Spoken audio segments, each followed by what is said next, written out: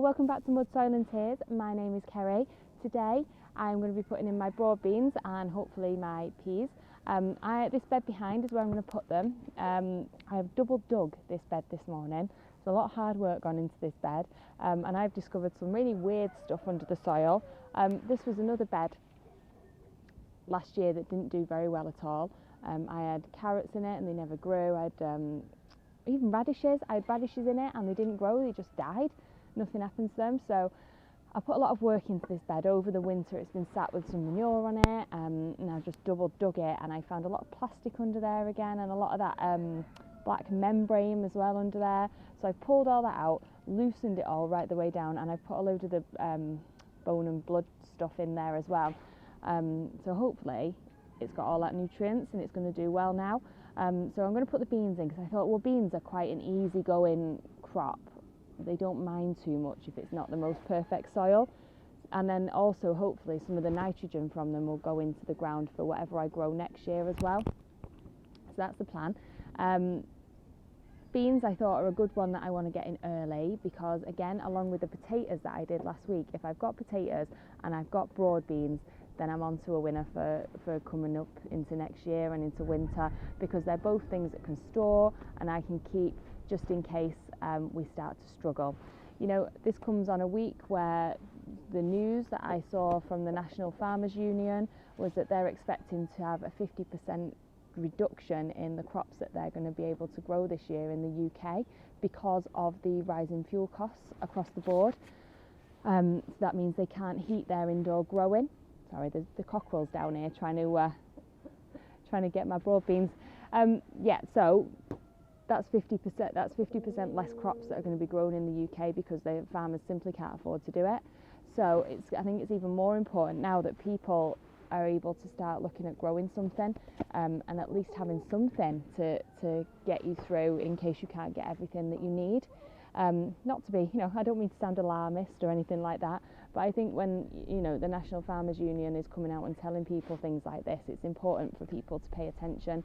And things like potatoes, easily grown in the garden like we did last week in a bin, and the beans, they can easily be grown as well. Okay, these chickens are just surrounding my beans. Go away. So what I'm going to do is I'm going to put these beans in now. I'm going to dig. I'm just going to lift them up because chickens are surrounding them.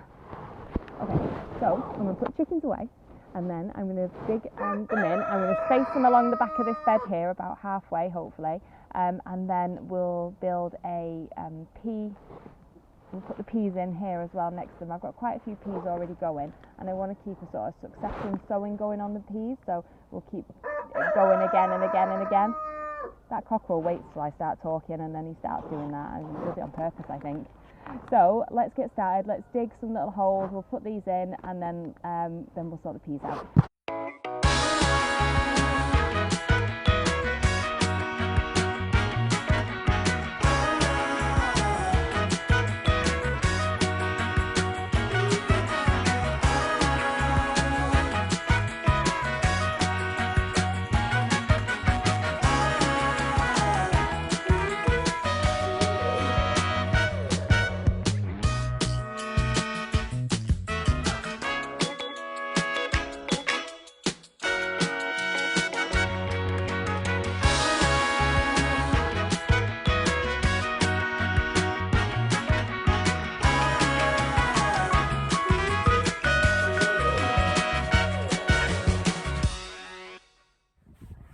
That's the broad beans in. I managed to get 4 rows in here, and what I'm going to do, I've just had an idea. I thought before I do the peas, I've got a lot of lettuces and mustards and things up in the polytunnel. So I thought I'd go up to the polytunnel, grab a few of them and see if I can interplant them just sort of in between these outside. They're all Asian greens, sort of Mizuna and Mabuna and that sort of things. They should be okay, in pak choi and things like that, so they should be okay outside round about now anyway. So I think I'm going to do that to cover a bit of the ground space, because the beans are going to grow upwards obviously, but I can use some of the ground space to have some lettuces and things in. So we'll go up to the polytunnel and get that, and then we'll build a pea structure. So let's go up to the polytunnel. So we're in the polytunnel and we're going to take a quick look around and see. I'm taking some clothes off because it's really, really warm in here today. It's really nice actually. It's nice to be out that wind outside, because even though it's not particularly cold outside, it's really, really windy. So let's have a look around and see what we can take down to interplant with the broad beans.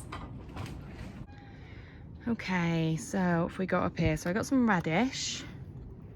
These cabbages, they're looking really nice actually at the moment. This is my pak choy. I might take some of this pak choy down. I might put a couple of those in, I think. And then I might also put some of this red kale out as well, because this is looking super healthy. And these are dwarf plants as well. So really, the leaves I don't let them grow much bigger than this. And I pick them as a salad kale, so they're not a huge, massive kale. So I might put some of them in. And then what else have I got? Peas. Yeah, I've got a couple of nice looking mizunas here, and this spinach actually. I might put some of this spinach in. This spinach is looking super healthy. So that's what we'll do. We'll take some spinach, some mizuna, some pak choy and some red kale, and we'll put all that around the broad beans we've just put in. Right, let's grab them.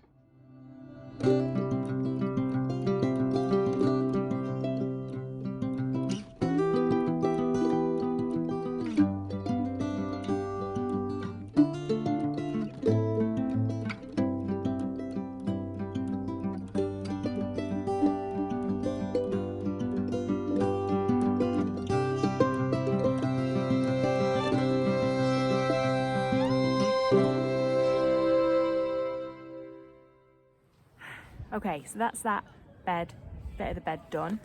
So I've got the broad beans in, and then I've interplanted with all the different spinaches, mizuna, and I found some mustard as well actually up in the polytunnel, so I put some mustard in as well. So we'll see how that all goes. I've got some fleece, so in a minute, once I've done these peas, I'm going to fleece over this just to protect it a bit from the weather, and then hopefully as the beans grow they should just push the fleece up.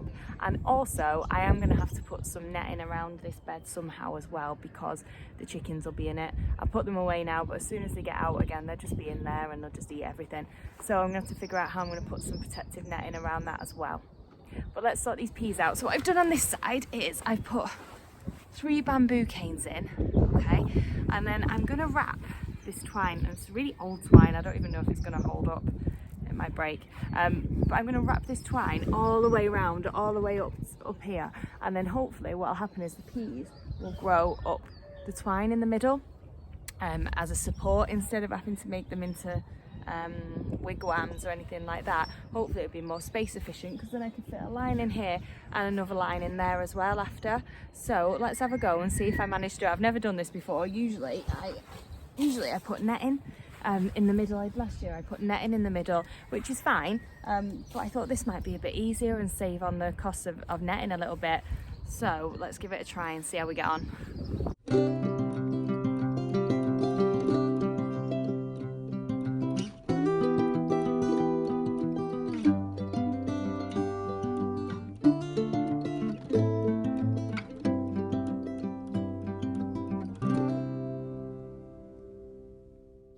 So that's the pea structure. I'm not entirely sure how well it's going to hold or how secure it is. I mean, it seems alright. Once the peas are growing up it'll be much stronger, but it is getting hit a bit by the wind here as well. So, but you live and learn. If it doesn't work, then I'll just try something else. I'll try something different. If I turn up tomorrow and it's all blown down, then I'll just try something else. So let's go and get the peas, put them in, and then we'll see how it all looks. Here's the peas.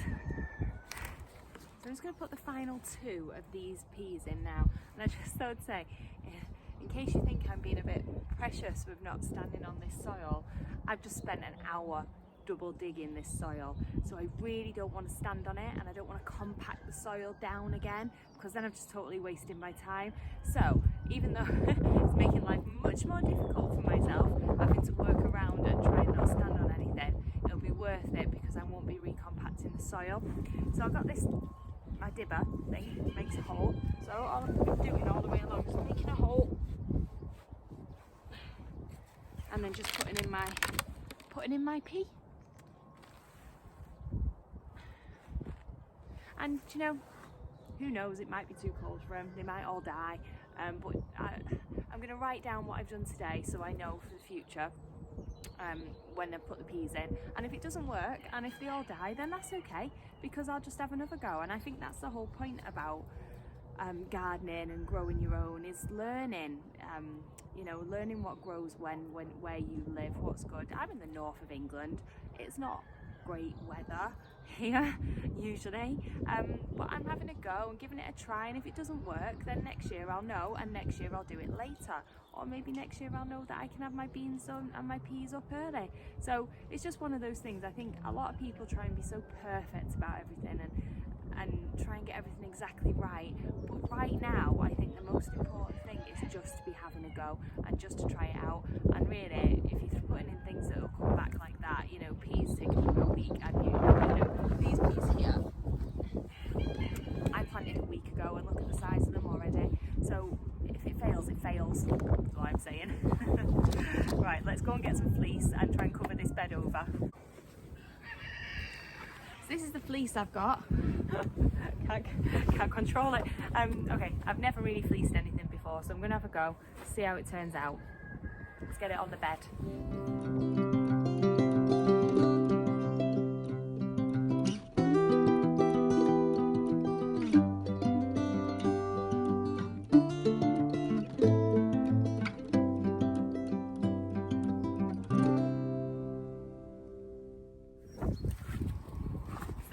On. That was a lot harder than I thought it was going to be, especially in this wind today. It was blowing absolutely everywhere. So now I am going to try and use these sticks to make a sort of net all the way around the bed to keep the chickens off it when they come out for a wander. So let's have a go and see if I can get something up. So that's it, all netted.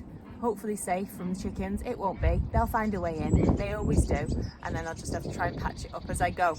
In case you're wondering, you're probably not, but in case you're wondering why I don't just use the, over there, I've used the bendy poles and gone across the bed that way, because I'm going to have peas in here, and because I've got the supports for them in, it's not going to work to do that. I tried to do that last year and it just doesn't work. So for beds that have got broad beans and peas and things like that in, I have to go around the bed with the netting, just in case you're wondering, because yes, it does make my life a lot harder, but I've got to keep them out somehow, because they just get in absolutely everything and they just eat everything. As soon as I turn my back, they'll be in there. Anyway, so that's it. So in this bed now we've got broad beans, peas, mizuna, pak choy, and some mustard and some red kale, all in there. So we'll see how they get on over the next couple of weeks. Hopefully the fleece will keep them nice and warm and protected from the wind, and the netting will keep the chickens off, fingers crossed. So thank you for watching today, and I will see you next time. Bye.